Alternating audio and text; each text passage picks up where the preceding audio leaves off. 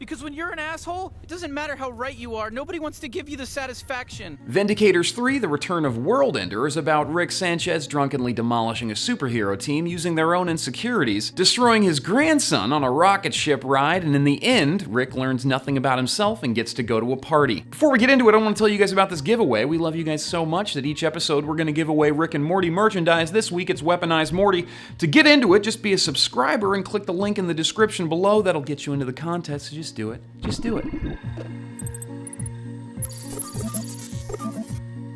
In the promo vid Adult Swim put out, the Vindicators are a more badass version of the Avengers.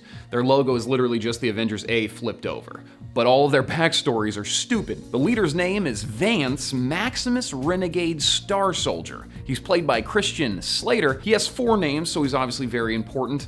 Maximus means greatest in Latin, so his name is Greatest Renegade Soldier of the Stars. That's ridiculous. The last name, Starsoldier, is making fun of the fact that a lot of cosmic superheroes have their last name, which is just 2 nouns. One of them is like a cosmic noun, like sky, and then the second one is a noun, what they do, so Walker, you know, Skywalker or Star-Lord. Star Mother, grant me your wrath. SuperNova is a collapsing star, kind of a mix between Aletta Ogord and Starfire. She's actually the one that's in control of the team the whole time.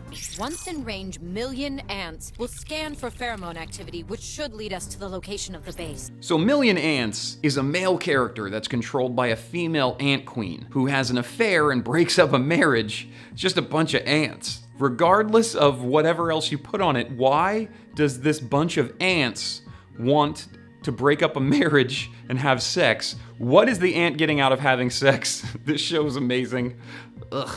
Alan Rails, ladies and gentlemen. Alan Rails' backstory is making fun of tragic backstories for superheroes, and it's amazing. Backstories concerning parents dying are real dumb and they're real common, but with this, you go, why does his parents getting killed by a train give him the power to summon ghost trains? Ghost Train's death scene is the darkest shit ever. So he has a cheating wife who has a miscarriage with this tentacle monster, like you're never gonna be able to have sex better than a tentacle monster, and then the tentacle monster kills you. Awful.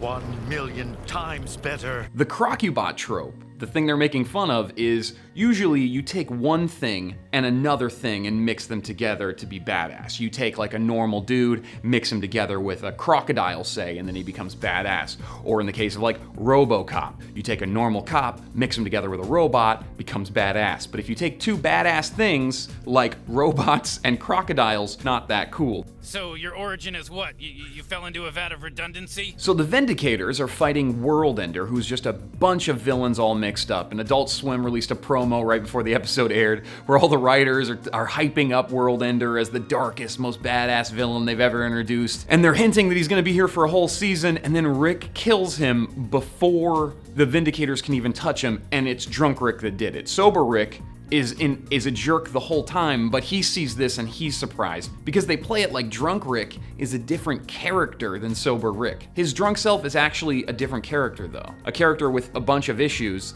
that sober Rick doesn't usually attend to. Like, look how he positioned Worldender's henchmen's bodies to look like they're humping each other. Drunk Rick creates a gauntlet for the Vindicators to go through and almost accidentally destroys them because the puzzles all mean more to them than they do to Rick. They destroy themselves while drunk Rick is just having fun. And the party at the end means that Rick didn't expect anyone to die, right?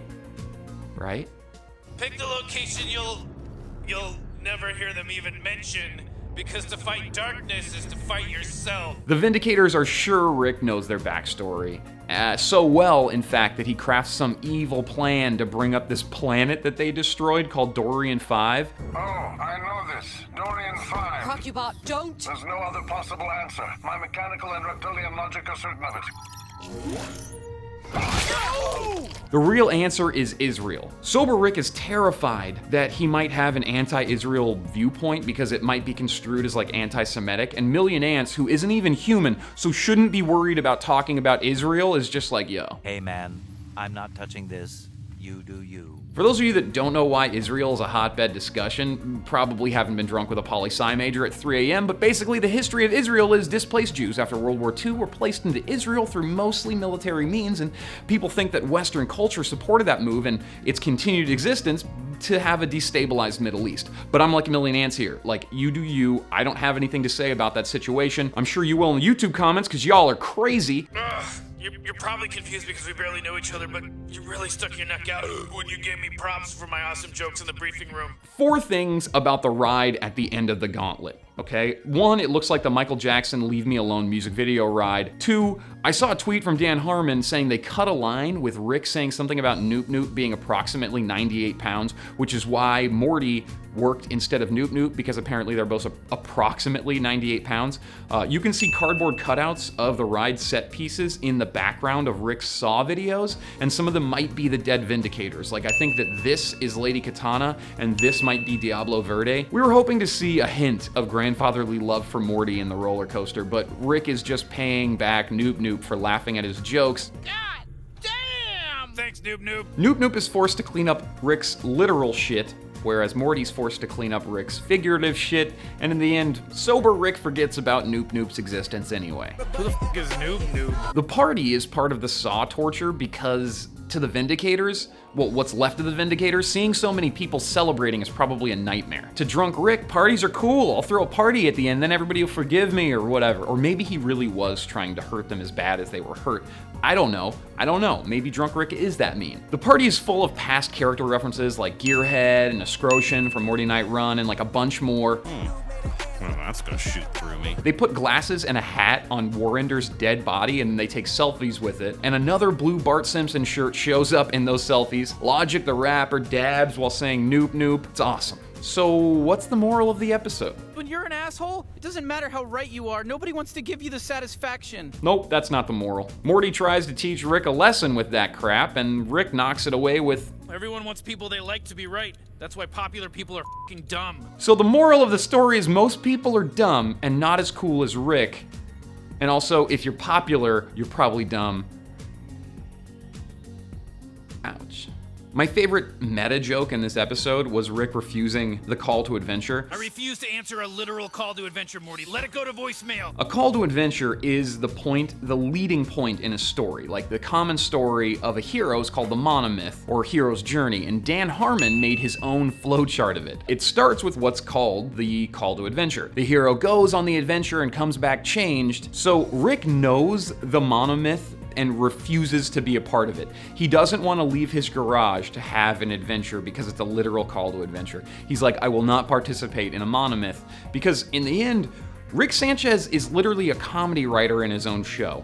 It's, he's God. Oh, I don't know. You managed to destroy just about everything today. The villains, the heroes, the lines between them, my childhood. Thank you. Guys, let me know in the comments what other characters you saw in the party scene. Also, make sure you're a subscriber and you click the link in the description below to get in the drawing to win this weaponized Morty. Thank you so much for watching.